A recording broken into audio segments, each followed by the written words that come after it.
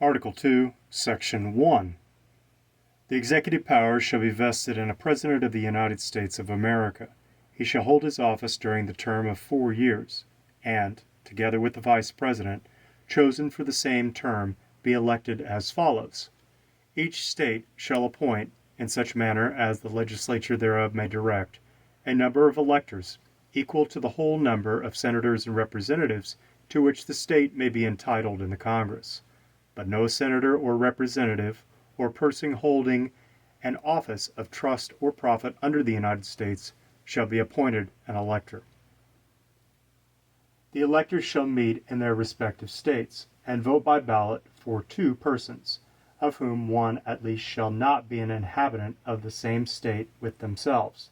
and they shall make a list of all the persons voted for, and of the number of votes for each, which lists they shall sign and certify, and transmit sealed to the seat of the government of the United States, directed to the President of the Senate. The President of the Senate shall, in the presence of the Senate and House of Representatives, open all certificates, and the votes shall then be counted.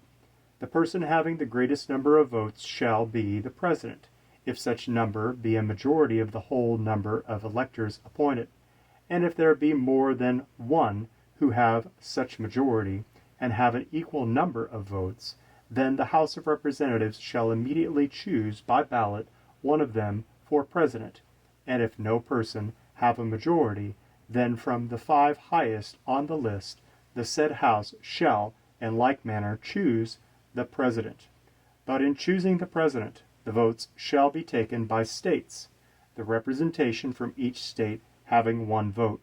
A quorum for this purpose shall consist of a member or members from 2/3 of the states, and a majority of all the states shall be necessary to a choice.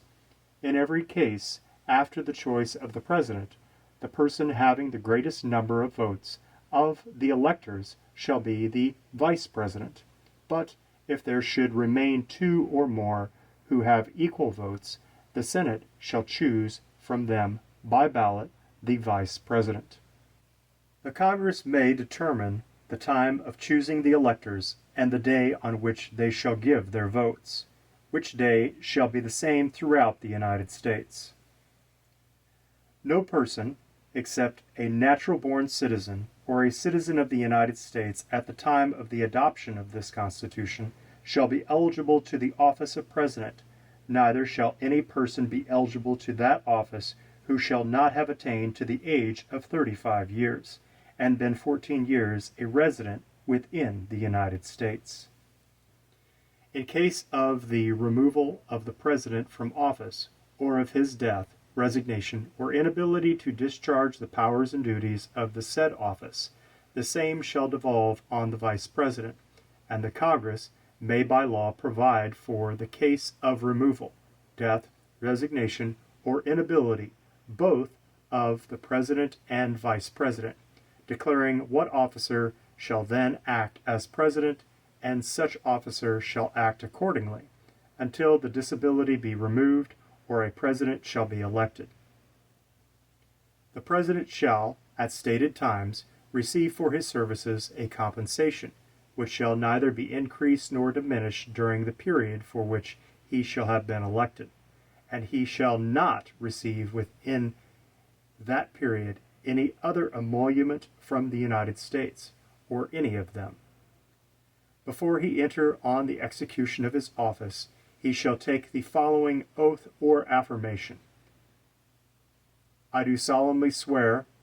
that I will faithfully execute the office of President of the United States, and will, to the best of my ability, preserve, protect, and defend the Constitution of the United States.